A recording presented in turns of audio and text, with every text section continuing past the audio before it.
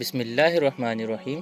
السلام علیکم and welcome to M the thoughts. آج ہم آپ کو بتائیں گے اصحاب کہف کے بارے میں۔ اصحاب کہف کون تھے، ان کی تعداد کتنی تھی، وہ کتنے سال تک سوتے رہے اور ان کے نام کیا تھے۔ معزز سامعین کرام، حضرت محمد مصطفیٰ صلی اللہ تعالیٰ علیہ وآلہ وسلم نے اپنے دلنشیں آواز، اپنے کردار اور بہترین اخلاق کے ذریعے لوگوں کو توحید اور خدا کی عبادت کی طرف بلایا۔ وہ لوگ جن کی فطرت پاک تھی اور خدائے حقیقی کی تلاش میں تھے، وہ آپ پر ایمان لے آئے اور خدا پرست بن گئے۔ لیکن جو دین کے دشمن اور بت پرست تھے، انہوں نے آپ کی بات نہیں مانی اور ہمیشہ اس کوشش میں رہتے تھے کہ کسی طرح سے آپ کی آواز کو دبا دیا جائے اور توحید کی اس شمع کو بجھا دیا جائے۔ وہ ہمیشہ پیغمبر خدا صلی اللہ تعالیٰ علیہ وآلہ وسلم کی بات جھٹلاتے، ان کے بارے میں افواہیں پھیلاتے اور مسلمان اور دیندار لوگوں کے حوصلے اور جذبے کو پست کرنے کی فکر میں لگے رہتے تھے۔ ہر جگہ یہی کہتے تھے کہ وہ خدا کا رسول نہیں ہے، وہ غیب کی باتوں کو نہیں جانتا، کیونکہ اگر جانتا تو ضرور بیان کرتا۔ مشرکین اور بت پرستوں نے ایک گروہ کو نجران بھیجا کہ وہاں جا کر یہودی علماء سے کچھ سوالات معلوم کریں اور اس کا جواب رسول اللہ صلی اللہ علیہ وآلہ وسلم سے جا کر پوچھیں تاکہ وہ ان کا جواب نہ دے سکیں۔ وہ لوگ سوال پوچھ کر مکہ مکرمہ واپس آئے اور حضرت محمد مصطفیٰ صلی اللہ تعالیٰ علیہ وآلہ وسلم کے چچا حضرت ابو طالب سے کہا، تمہارے بھتیجے کا کہنا ہے کہ خدا کی طرف سے اس پر وحی نازل ہوتی ہے۔ ہم کچھ سوالات لے کر آئے ہیں، اگر اس نے صحیح جواب دے دیا تو ہم بھی اس کی تائید کریں گے، اور اگر جواب نہ دے سکا تو پہلے کی طرح اس کو جھٹلائیں گے۔ حضرت ابو طالب نے فرمایا، رسول خدا صلی اللہ تعالیٰ علیہ وآلہ وسلم سے جو کچھ پوچھنا ہو پوچھ لو۔ انہوں نے رسول خدا صلی اللہ تعالیٰ علیہ وآلہ وسلم سے 3 سوال کیے، جس میں سے ایک سوال یہ تھا کہ وہ جوان جنہوں نے ظالم بادشاہ سے ڈر کر ایک غار میں پناہ لی تھی، ان کی داستان کیا ہے۔ اللہ پاک نے اسی وقت سورہ کہف کو نازل کیا جو ان کے سوال کا جواب تھا۔ اصحاب کہف افسوس نامی شہر کے شریف و قابل احترام لوگوں میں سے ایماندار لوگ تھے۔ ان کے زمانے میں دقیانوس نامی ایک بڑا ظالم بادشاہ تھا جو لوگوں کو غیر خدا کی عبادت پر مجبور کرتا، اور جو شخص بھی غیر خدا کی عبادت پر راضی نہ ہوتا اسے قتل کر ڈالتا تھا۔ دقیانوس بادشاہ کے ظلم و ستم سے اپنا ایمان بچانے کے لیے اصحاب کہف بھاگے اور قریبی ایک پہاڑ میں غار کے اندر پناہ لے لی۔ وہاں سو گئے اور 300 برس سے زیادہ عرصے تک اسی حال میں رہے۔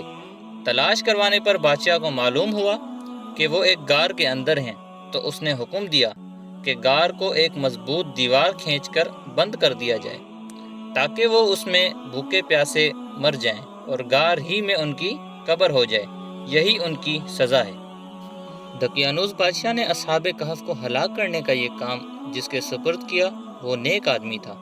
اس نے اصحاب کہف کے نام، تعداد اور پورا واقعہ ایک تختی پر لکھوا کر تانبے کے صندوق میں دیوار کی بنیاد کے اندر محفوظ کر دیا، اور اسی طرح کی ایک تختی شاہی خزانے میں بھی محفوظ کرا دی۔ کچھ عرصے بعد دقیانوس ہلاک ہو گیا۔ زمانے گزرے، بادشاہتیں بدلتی رہیں، یہاں تک کہ ایک نیک بادشاہ مقرر ہوا جس کا نام بیدروس تھا، اور اس نے 68 سال حکومت کی۔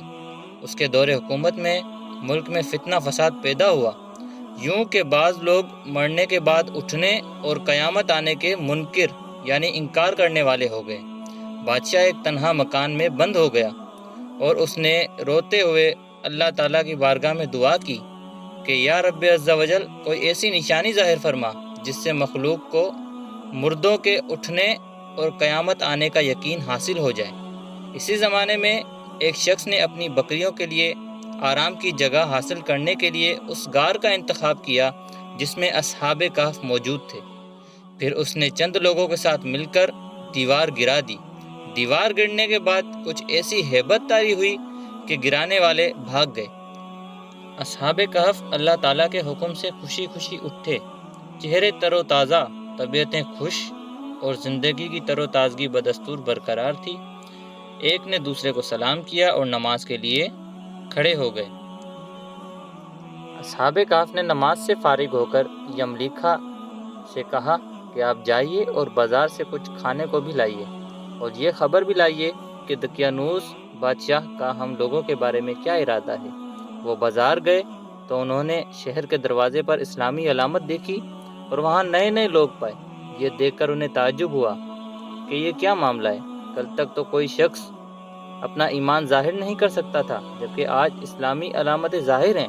پھر کچھ دیر بعد یملیکھا تندور والے کی دکان پر گئے اور کھانا خریدنے کے لیے اسے دقیانوسی روپیہ دیا، جس کا رواج صدیوں پہلے ختم ہو گیا تھا اور اسے دیکھنے والا بھی کوئی باقی نہ رہا تھا۔ بازار والوں نے خیال کیا کہ کوئی پرانا خزانہ ان کے ہاتھ آ گیا ہے، چنانچہ وہ انہیں پکڑ کر حاکم کے پاس لے گئے۔ حاکم ایک نیک شخص تھا، اس نے ان سے دریافت کیا کہ خزانہ کہاں ہے۔ یملیکھا نے کہا خزانہ کہیں نہیں ہے، یہ روپیہ ہمارا اپنا ہے۔ حاکم نے کہا یہ بات کسی طرح قابل یقین نہیں، کیونکہ اس میں جو سال لکھا ہوا ہے وہ 300 برس سے زیادہ کا ہے اور آپ نوجوان ہیں، ہم لوگ بوڑھے ہیں، ہم نے تو کبھی یہ سکہ نہیں دیکھا۔ یملیکھا نے فرمایا میں جو دریافت کروں وہ ٹھیک ٹھیک بتاؤ تو مسئلہ حل ہو جائے گا۔ یہ بتاؤ کہ دقیانوس بادشاہ کس حال میں ہے۔ حاکم نے کہا آج روئے زمین پر اس نام کا کوئی بادشاہ نہیں، سینکڑوں برس پہلے ایک بے ایمان بادشاہ اس نام کا گزرا ہے۔ تو یملیکھا نے فرمایا کل ہی تو ہم اس کے خوف سے جان بچا کر بھاگے ہیں اور میرے ساتھی قریب کے پہاڑ میں ایک غار کے اندر پناہ گزین ہیں، چلو میں تمہیں ان سے ملاؤں۔ حاکم اور شہر کے سردار اور ایک کثیر مخلوق ان کے ہمراہ غار کے کنارے پہنچ گئے۔ اصحاب کہف یملیکھا کے انتظار میں تھے۔ جب انہوں نے کثیر لوگوں کے آنے کی آواز سنی تو سمجھے کہ یملیکھا پکڑے گئے ہیں اور دقیانوسی فوج ہماری تلاش میں آ رہی ہے، چنانچہ وہ اللہ عز و جل کی حمد میں مشغول ہو گئے۔ اتنے میں شہر کے لوگ پہنچ گئے اور یملیکھا نے بقیہ حضرات کو تمام قصہ سنایا۔